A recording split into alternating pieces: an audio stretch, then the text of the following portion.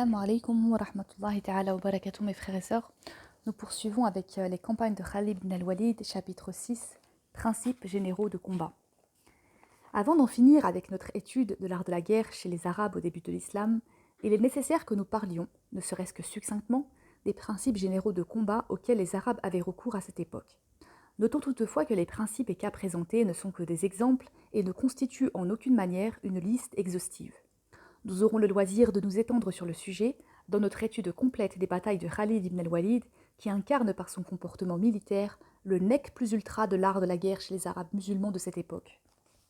A. Le rassemblement des forces. 1. La guerre collective ou la guerre de la nation armée. La conjoncture dans laquelle a vécu le prophète sallallahu alayhi wa sallam tout au long de sa mission, mais aussi celle que connut son premier successeur Abu Bakr pendant les guerres d'apostasie, était extrêmement pénible, exigeait de nombreux efforts et entraînait maintes souffrances. Le succès de l'islam, sa propagation, de manière belliqueuse ou pacifique, dépendait à cette période difficile de leur vie de la constance et de la persévérance des musulmans.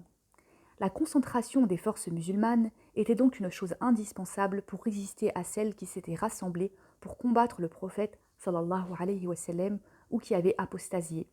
Sans aucun doute, le prophète sallallahu alayhi wa sallam utilisa le principe de concentration des forces dans tous ses conflits avec ses adversaires de la péninsule. Après que lui fut révélé le verset autorisant les musulmans à combattre, il engagea à se battre tous ceux qui étaient capables de porter une arme. Il les incitait fortement au combat, et Allah le Tout-Puissant blâma ceux d'entre eux qui y répugnaient, les menaça de châtiments sévères, interdisant même aux messagers de réciter la prière des morts sur leurs dépouilles. Courez au front d'un pas léger ou lourd et combattez avec vos biens et vos personnes pour la cause d'Allah. Cela vous est préférable si vous saviez. S'il s'était s'agit d'une bonne aubaine à portée de main ou d'un voyage facile, ils t'auraient suivi. Mais le parcours ardu leur parut bien long. Ils te jureront, par Allah, si nous l'avions pu, nous serions sortir avec vous.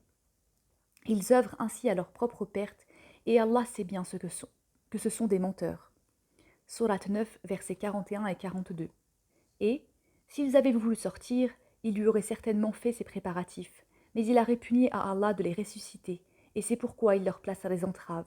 On leur dit alors, restez avec les oisifs. Sourate 9, verset 46. Ou encore, n'effectue jamais la prière des morts sur l'un d'eux, et ne te tiens pas debout devant sa tombe. Ils ont renié Allah et son messager, et ils sont morts en état de rébellion. Sourate 9, verset 84. Et enfin, ils ont accepté de rester en arrière, et leur cœur ayant été scellé, ils ne peuvent donc pas comprendre. Sourate 9, verset 87. Donc, le prophète sallallahu alayhi wa sallam rassembla, dans ses raids contre les associateurs, toutes les forces et tous les moyens qu'il lui était possible de réunir, et tandis que nous le voyons à Badr, en 2 de l'Hégire, lever seulement 300 combattants, il en réunit 1000 à Uhud, l'an 3 de l'Hégire, 8000 à Mu'ta, puis la même année pour la conquête de la Mecque, 10 000 combattants. Nous pouvons en déduire que les musulmans connurent, du vivant du prophète, sallallahu alayhi wa sallam, et après sa mort, la guerre collective ou guerre de la nation armée, comme l'ont défini les historiographes militaires en référence au verset, Sourate 9, verset 41, que nous avons déjà cité. Allah y ordonne aux musulmans d'aller au combat d'un pas léger ou lourd, c'est-à-dire soit montés, soit à pied, qu'ils fussent jeunes ou vieux, chétifs ou corpulents, en bonne santé ou malades. Et c'est bien ce qu'ils firent ainsi que Allah l'avait ordonné dans le Saint-Livre.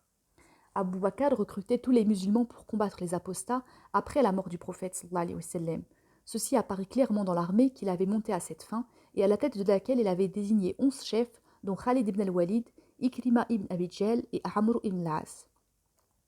Il suffit de dire que l'armée de Khalid, qu'il avait envoyée pour combattre Moussaïlama, l'imposteur, en l'an 12 de l'Hégire, atteignit environ 10 000 hommes pour mesurer l'effort de rassemblement effectué par Abu Bakr dans le cadre de cette guerre, alors même que l'islam avait subi des pertes sévères du fait du mouvement d'apostasie. Pour conquérir l'Irak, Abu Bakr leva une armée forte de 8 000 hommes qu'il fut en mesure d'équiper immédiatement dès que les guerres d'apostasie eurent pris fin.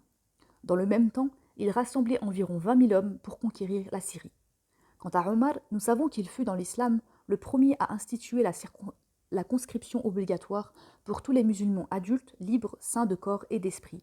De même, il ordonnait à ses agents de lui envoyer tout homme courageux, ayant un cheval, une arme ou pouvant donner un conseil le plus vite possible. 2. La reconnaissance et la sûreté.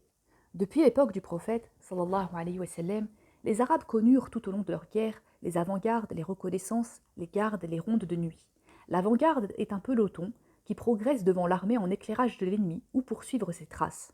La reconnaissance inspecte l'emplacement où l'armée a décidé de s'arrêter pour y choisir la zone de campement ou recueille des informations sur l'ennemi. La garde est formée de soldats qui assurent la sécurité du camp ou de l'armée jour et nuit. Ils constituent ce que l'on appelle maintenant l'escorte. Les rondes assurent la garde de nuit. Nous en trouvons de nombreux exemples dans As-Sira al-Nabawiya et les chroniques de la vie des califes rachidites. Le prophète, sallallahu alayhi wa sallam, ordonna par exemple à Abdullah ibn Jahsh d'aller avec des muhajirs jusqu'à Nakhla, entre la Mecque et Taïf, pour épier Quraysh et ramener des informations.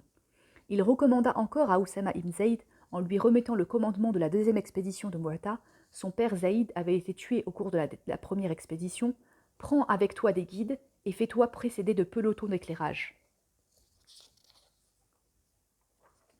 Lorsque le prophète, sallallahu alayhi wa sallam, envoya Ibn Salam à Ibn Abd al-Assad avec un détachement pour assaillir les Banu Assad, il lui ordonna de cacher sa troupe le jour et de marcher la nuit afin que l'ennemi ne le découvrît pas, et d'emprunter des chemins détournés pour le surprendre.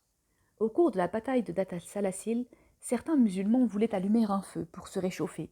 Amr ibn al-As le leur interdit, et lorsqu'ils vinrent s'en plaindre au prophète sallallahu alayhi wa sallam, Amr répondit « J'ai répugné à les autoriser à allumer un feu, car l'ennemi se serait rendu compte de la faiblesse de leurs effectifs et se serait jeté sur eux. » Quand Abu Bakr envoya Khalid ibn al-Walid combattre les apostats, il lui conseilla « Lorsque tu pénètres en territoire de l'ennemi, reste hors de sa portée. Fais des provisions de route et utilise des guides pour ta marche. » Par ailleurs, lorsque Abu Bakr envoya Khalid ibn Sa'id pour effectuer la première expédition en Syrie contre les Byzantins, ce dernier se fit précéder de messagers et d'éclaireurs destinés à recueillir et à transmettre des informations sur l'ennemi, ce qui lui permit de savoir qu'une armée byzantine, renforcée de volontaires arabes, se formait à Amman sous le commandement du patrice Mahan ou Bahan, chef byzantin de Balqa, et se préparait à attaquer Taïma. Omar ibn al-Khattab conseilla à Saad ibn Abi Waqqas, l'un de ses généraux, lorsque tu foules le territoire ennemi, place des indicateurs entre l'ennemi et toi, et rien de ce qu'il fait ne t'échappera. Dès que tu t'approches de la zone ennemie, tu dois absolument multiplier les reconnaissances et expédier des détachements entre lui et toi. Ainsi, tes détachements le couperont de ses renforts et tes reconnaissances découvriront ses points faibles. Choisis, parmi tes compagnons, des hommes courageux et sages pour les reconnaissances et donne-leur des chevaux. Puis, si tu repères l'ennemi, rappelle tes reconnaissances et tes détachements et regroupe toutes tes forces. Puis, mets en place la garde autour de ton camp et efforce-toi de rester éveillé. 3. La discrétion et la surprise. Le prophète, sallallahu alayhi wa sallam, s'attachait à dissimuler ses intentions à l'ennemi afin de garantir son effet de surprise, ainsi qu'il a déjà été dit au sujet des préparatifs pour la prise de la Mecque. Ses successeurs et les chefs des armées islamiques veillèrent à agir de même. C'est ainsi qu'au cours de la bataille de Bouaïb, Mutana ibn Haritha al-Shaybani ordonna à ses hommes de garder le silence pendant leur déplacement. Lorsqu'il voulut occuper Bagdad, il fit croire à Marzaban, qui était sous ses ordres, qu'il voulait attaquer Madaïn, et lui demanda un guide. Le Marzaban lui envoya un guide qui lui indiqua le chemin de Madaïn.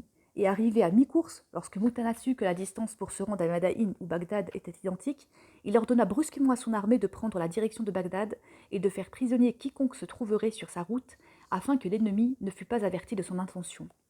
À la bataille de Babiliyoun, Zubayr ibn al-Awwam progressa pour s'emparer de ce bastion invulnérable à la faveur de la nuit. Il l'escalada dans le plus grand secret avec une échelle.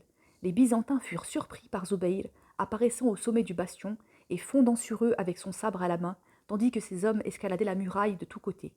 Les Byzantins perdirent le bastion et demandèrent la paix. 4. La manœuvre et la neutralisation des feux de l'ennemi. Elles ressortent clairement de la plupart des raids du prophète sallallahu alayhi wa sallam et des batailles des chefs musulmans à son époque ou à celle de ses successeurs. Nous citerons, à titre d'exemple non exhaustif, la brillante manœuvre exécutée par Khalid ibn al-Walid à la bataille de Mu'ta, l'opération de neutralisation réalisée par ses archers à Dhat al-Uyun en Irak et la manœuvre de libération de la cavalerie byzantine à Yarmouk qui feront l'objet d'une étude ultérieure détaillée. 5. La rapidité et la continuité de l'action. Elles sont particulièrement manifestes au cours des guerres d'apostasie, de la marche de Khalid de l'Irak à la Syrie et enfin pendant ses guerres avec les Byzantins en Syrie. 6. La définition de la mission et la répartition des missions. Ces principes apparaissent dans la définition précise de la mission confiée aux archers par le prophète sallallahu alayhi wa sallam à Uhud, ainsi que nous le montrerons dans notre étude de la bataille. Le fait qu'il n'ait pas respecté les termes de cette mission est la cause de la défaite des musulmans. Les mêmes principes ressortent des missions claires assignées par Abu Bakr aux 4 corps de groupe qu'il avait envoyés conquérir la Syrie après les guerres d'apostasie. Premier corps, Yazid ibn Abi Sufyan, s'emparer de la ville de Damas, appuyer les autres corps. Deuxième corps, Shurahbil ibn Hassana, chasser les Byzantins de Balqa en empruntant l'axe Tabouk-Balqa, Bouchra et occuper Bouchra. Troisième corps, Amrou ibn al-As, chasser les Byzantins de Palestine et occuper Elia, Jérusalem. Quatrième corps, Abu Ubaïda ibn al-Jarrah, progresser sur l'axe Ma'an, Mahab, Jabiya, Emes et occuper Emes. Cinquième corps, Ikrima ibn Abi Jahl, en réserve à Médine. 7. La protection des arrières et des lignes de repli. Le prophète, sallallahu alayhi wa sallam, et ses successeurs insistaient toujours pour que leurs généraux garantissent cette protection.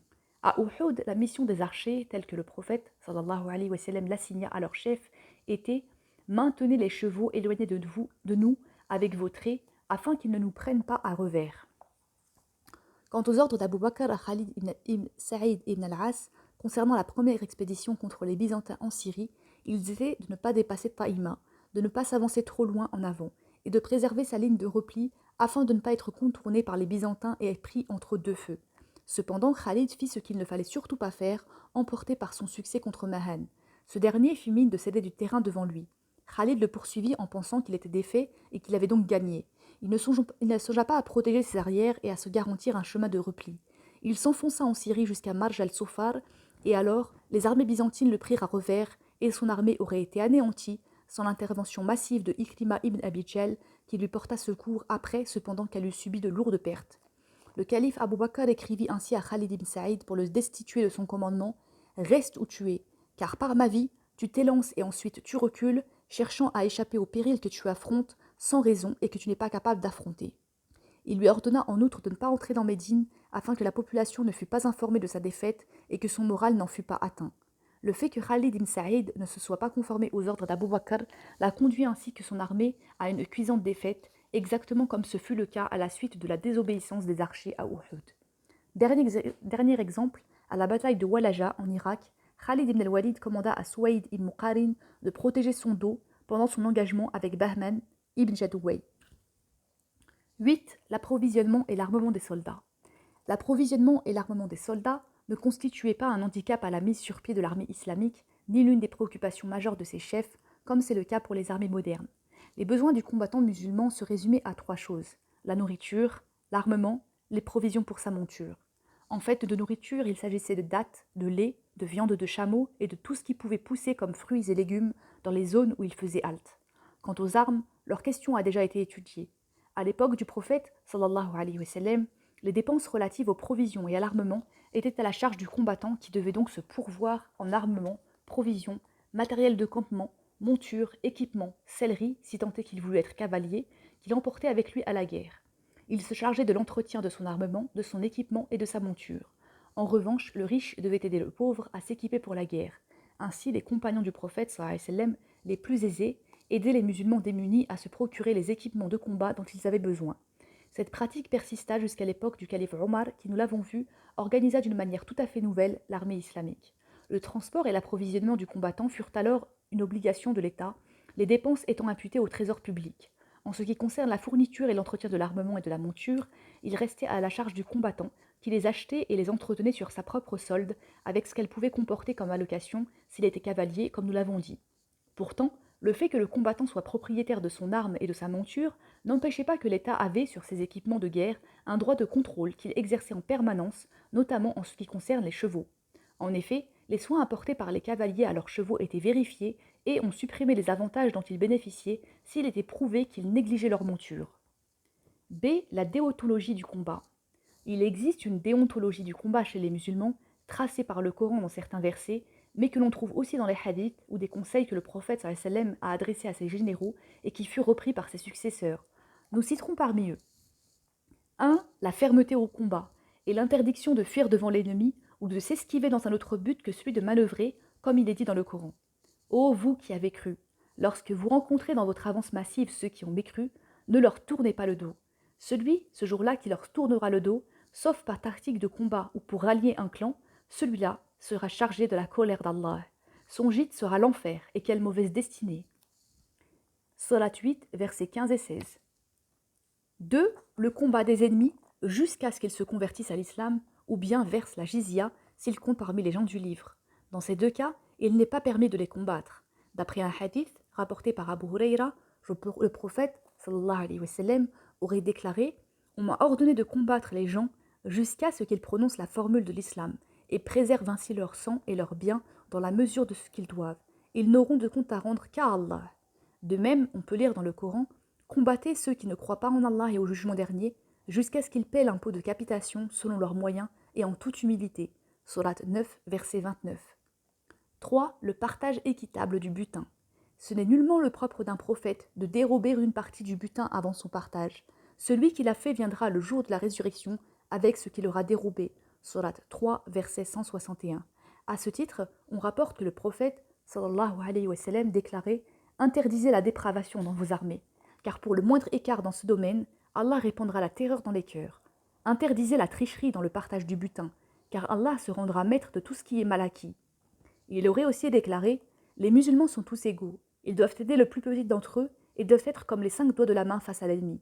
Celui qui part à la guerre partage le butin avec celui qui est resté à l'arrière. » Ibn Taymiyyah comprend que lorsqu'une compagnie est détachée de l'armée et fait du butin, l'armée tout entière participe au partage parce qu'elle permet à la compagnie de réussir grâce à son appui et sa force, et de la même manière, si l'armée fait du butin, elle partage avec la compagnie car celle-ci sert l'armée. C'est ainsi que le prophète sallallahu alayhi wa sallam fit participer Talha et Zubayr au butin le jour de Badr, car il les avait envoyés en service commandé au profit de l'armée. 4. L'interdiction de tuer les blessés et les prisonniers et de traquer les fuyards.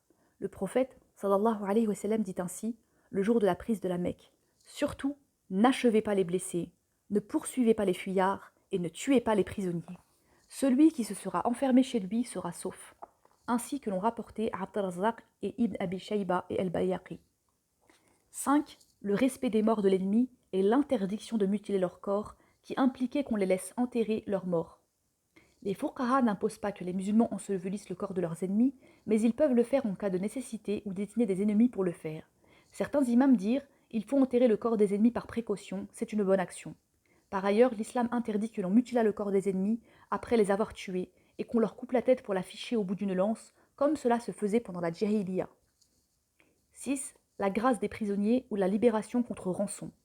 Quand vous rencontrez à la guerre ceux qui ont mécru, tuez-les. Une fois que vous les avez bien affaiblis par un grand nombre de morts et de blessés, serrez fort les entraves des captifs. Libérez-les ensuite ou rendez-les contre une rançon quand la guerre aura cessé. La grâce, dans le langage des fuqaha, signifie la libération et le retour du prisonnier dans son pays sans aucune contrepartie. C'est une solution autorisée par la grande majorité des fuqaha, à l'exception des hanafites qui l'interdisent généralement. Quant à la rançon, c'est l'échange du prisonnier et sa libération contre une compensation. La plus grande partie des fuqaha l'autorise, les hanafites interdisant la rançon en argent. 7. L'arrêt des hostilités quand les ennemis renoncent au combat et l'acceptation de la paix s'ils la demandent. S'ils cessent, il n'y a d'agression permise que contre les injustes. Surat 2, verset 193. Et, s'ils penchent pour la paix, penchent pour elle. Surat 8, verset 61. 8. La proportionnalité de la réaction par rapport à l'agression. Il faut répondre à l'agression de manière proportionnelle. Celui qui commet contre vous une agression, commettez contre lui une agression pareille. Surat 2, verset 194. 9. L'interdiction de dévaster les biens de l'ennemi et de s'en prendre aux vieillards, aux femmes, aux enfants et autres. En conséquence, il n'est pas permis selon l'islam de tuer ceux qui ne combattent pas et de s'en prendre aux biens de ceux qui sont pacifiques. De même, il ne faut pas tuer ceux qui n'ont pas atteint la puberté. On ne tue pas les femmes et les enfants, les impotents, les aveugles, les religieux qui ne combattent pas. On ne peut tuer que celui sur le visage duquel est passé le rasoir. Explication. Dans une lettre que le calife Omar envoie à ses généraux, il leur recommande de ne combattre que des soldats, de ne pas tuer les femmes, les enfants et ceux qui sont imberbes. On rapporte que le prophète sallallahu alayhi wa sallam, au cours de l'un de ses raids, voyant les gens assemblés, les questionna. On lui dit « C'est une femme qui a été tuée ». Il répondit « Il ne fallait pas la tuer ». Khalid ibn al-Walid commandait alors l'avant-garde de l'armée. Il recommanda à l'estafette qu'il lui envoya dit à Khalid de ne tuer aucune femme et aucun domestique. Le prophète sallallahu alayhi wa sallam et ses successeurs proscrivent dans de nombreux hadiths et ordres de s'attaquer aux biens de l'ennemi, aux vieillards, aux femmes et aux enfants. Ainsi, le prophète sallallahu alayhi wa sallam conseilla à Zayd ibn Haritha de tuer ni enfants ni femmes, non plus de personnes âgées ou d'ermites, ne déracinez pas de palmiers, ne coupez aucun arbre fruitier et ne démolissez aucune maison. Quant à Abu Bakr, il dit à Oussama ibn Zayd ibn Haritha, ne tuez aucun enfant, vieillard ou femme, ne déracinez pas de palmiers et ne les brûlez pas non plus, ne coupez aucun arbre fruitier, n'égorgez aucune brebis, vache ou chameau, si ce n'est pour vous en nourrir. Il prescrivit également la même chose à Yazid ibn Abi Sufyan, en ajoutant « Tu vas rencontrer des gens dans des ermitages qui se sont cloîtrés, laisse-les tranquilles, eux et leurs biens. » Omar ibn al-Khattab disait à ses généraux lorsqu'ils nouaient leurs étendards « Ne soyez pas lâches quand vous rencontrez l'ennemi, ne soyez pas cruels quand vous avez le pouvoir, ne fanfaronnez pas excessivement, ne tuez aucun vieillard, femme ou enfant, et gardez-vous de les tuer s'ils sont sur votre chemin lorsque vous marchez au combat et quand vous vous lancez à l'attaque. » Néanmoins, Mawardi déclare dans son livre Al-Ahkam al-Sultaniya, le commandant de l'armée est autorisé au cours du siège de l'ennemi à dresser des balistes et des catapultes, ainsi qu'à détruire leurs habitations, à les en chasser et à les brûler. S'il considère qu'il peut, en coupant les palmiers et les arbres, affaiblir l'ennemi et le vaincre par la force ou conclure la paix sous forme de traité, qu'il le fasse. S'il n'y voit aucun avantage, qu'il s'en abstienne. L'envoyé d'Allah sallallahu alayhi wa sallam, a coupé les vignes des habitants de Taïf et ce fut l'une des raisons de leur conversion à l'islam. C'est les pactes et les alliances. Comme nous l'avons dit, la guerre n'était pas un but en soi chez les Arabes, mais plutôt l'un des procédés d'accomplissement du djihad, diffuser la religion, dissuader les agresseurs et s'élever à une vie meilleure. L'islam a ordonné de stopper le combat dès que les adversaires se convertissaient ou se rendaient en acceptant de payer la jizya pour les gens du livre, car dans ce cas il était interdit de les tuer ou de les agresser. Le plus souvent, les guerres des musulmans finissaient par la conclusion de la paix ou d'un traité, de même que très souvent, la perspective du sang faisait reculer les adversaires et l'on s'entendait avant que n'éclate la guerre.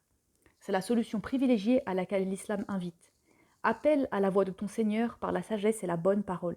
Sourate 16, verset 125. Ou, s'ils s'écartent de votre chemin et ne vous combattent point, et s'ils vous proposent la paix, Allah ne vous donne aucune excuse pour leur faire du tort.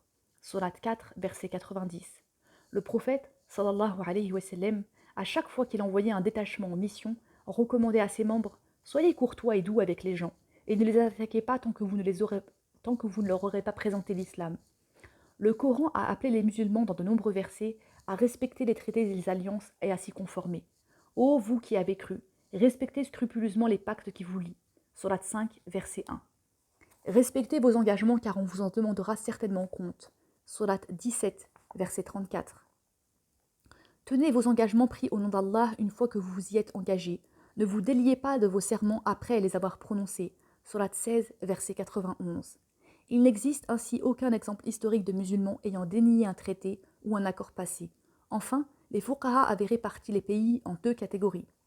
1. Dar el-Islam. C'est la terre sur laquelle s'applique l'ordre religieux et politique de l'islam. Elle comprend la péninsule arabique et les pays conquis par les musulmans. Cette terre est la patrie des musulmans, des dhimmis et des protégés. 2. Dar al-Harb. Ce sont les pays étrangers non régis par les principes de l'islam, quelle que soit leur organisation politique et législative. Leur population forme les Harbiyoun, ou s'ils ont signé un traité ou un pacte avec les musulmans, les Muwahhidoun. La règle légale qui prévaut est ce qui est autorisé en Dar al-Islam l'est aussi chez les mécréants, et ce qui est interdit en Dar al-Islam l'est aussi chez les mécréants. Mais pouvons-nous déduire de cette classification que les musulmans ne reconnaissaient pas l'état de neutralité ? Wahba al-Zuhayli fait allusion à cette question dans son livre Atar al-Harb fil fiqh al-Islami, d'où il considère que les traités de neutralité sont légaux pour l'islam et la paix est licite lorsqu'elle correspond à une attitude de neutralité au cours d'un combat contre certaines troupes ennemies, en se référant au verset « S'ils font volte-face, faites-les prisonniers et tuez-les là où vous les trouvez, sauf ceux qui sont apparentés à un peuple auquel vous êtes liés par un pacte ou qui sont forcés de vous faire la guerre ou de la faire à leur propre tribu. » Sourate 4, versets 89 et 90. C'est peut-être de là que vient la classification tertiaire des pays par certains fuqaha. On appela la troisième catégorie Dar el-Ahd, c'est-à-dire le pays dans lequel ne se sont pas manifestés les musulmans et où la population n'a pas conclu de paix en contrepartie du kharaj sur les terres et de la jizya sur les têtes du fait qu'ils ne se trouvent pas en terre d'islam. Nous penchons personnellement pour l'avis de ces juristes car les pactes, dans ce cas, ne sont pas conclus en terre d'islam, c'est-à-dire dans les pays conquis, et non plus dans le Dar al-Harb, c'est-à-dire dans les pays en guerre avec l'islam, mais bien dans des pays qui entretiennent avec l'islam des relations fondées sur des traités et des pactes, même si l'islam leur a appliqué les règles relatives aux dhimmi. Pendant leur conquête, les musulmans établirent beaucoup de pactes de paix et de sécurité. Nous ne citerons que les deux plus célèbres d'entre eux. 3. Le traité de paix signé entre le prophète sallallahu alayhi wa sallam et les Qurayshites à Hudaybiya. Au nom d'Allah, voici ce que Mohammed ibn Abdullah et Suhayl ibn Amr ont conclu. Il est convenu d'observer une trêve de 10 ans, pendant laquelle les gens seront en sécurité et ne s'agresseront pas, à condition que tout Qurayshite qui vient chez l'envoyé d'Allah sans autorisation de ce protecteur soit renvoyé à Quraysh et que quiconque des gens de l'envoyé d'Allah soit libre de retourner à Quraysh, qu'il n'y ait aucune agression entre nous, qu'il n'y ait ni vol ni traîtrise. Tout ce que l'envoyé d'Allah a voulu stipuler figure dans ce traité et tout ce que Quraysh a voulu stipuler y figure. Un groupe de musulmans a assisté à la conclusion du traité en l'an 6 de l'Hégire. On comptait en outre parmi eux Abu Bakr, Omar ibn al-Khattab, Abdurrahman ibn Auf et Ali ibn Abi Talib qui a écrit le traité. Un groupe d'associateurs était également présent. 4. Pacte de sécurité établi entre le calife Omar ibn al-Khattab et la population d'Eliya, Jérusalem, lors de la conquête de la ville. Au nom d'Allah, le clément et le miséricordieux, voici ce qu'a offert Abdallah Omar, prince des croyants, à la population d'Eliya en matière de sécurité. Il leur a offert la sécurité pour leurs personnes et pour leurs biens, pour leurs églises et leurs croix, quel que soit l'état de celles-ci et de leur culte en général. Leurs églises ne seront ni occupées ni détruites. Il en va de même pour leurs annexes. On ne leur causera pas de désagréments en matière de religion, on ne portera préjudice à aucun d'entre eux. Aucun juif n'habitera avec eux à Eliya. La population d'Eliya devra verser la jizya comme celle de Madaïn. Ils devront expulser de la ville les Byzantins et les brigands. Celui qui voudra quitter la ville pourra le faire en toute sécurité pour sa personne et ses biens, jusqu'à ce qu'il parvienne en lieu sûr. Celui qui veut s'établir ici sera en sécurité et devra payer la jizya comme les habitants d'Eliya. Ceux d'Eliya qui préfèrent aller, corps et biens chez les Byzantins, et abandonner leurs églises et leurs croix seront en sécurité, eux, leurs églises et leurs croix, jusqu'à ce qu'ils parviennent en lieu sûr. Celui qui habitait Eliya avant la mort de quelqu'un et qui veut y rester devra verser la jizya comme la population d'Eliya. Chacun est libre soit de partir avec les Byzantins ou soit de revenir chez lui. Rien ne sera perçu jusqu'à ce qu'ils aient récolté leurs biens. Ce qui figure dans ce livre est le traité d'Allah et la garantie de son envoyé, de ses successeurs et des croyants, à condition que la jizya soit versée. On assiste à ce traité Khalid ibn al-Walid, Amr ibn al-As, Abdurrahman ibn Auf et Muawiyah ibn Abi Sufyan, fait en l'an 15 de l'Hégire. Wassalamu alaikum wa rahmatullahi ta'ala wa barakatuh.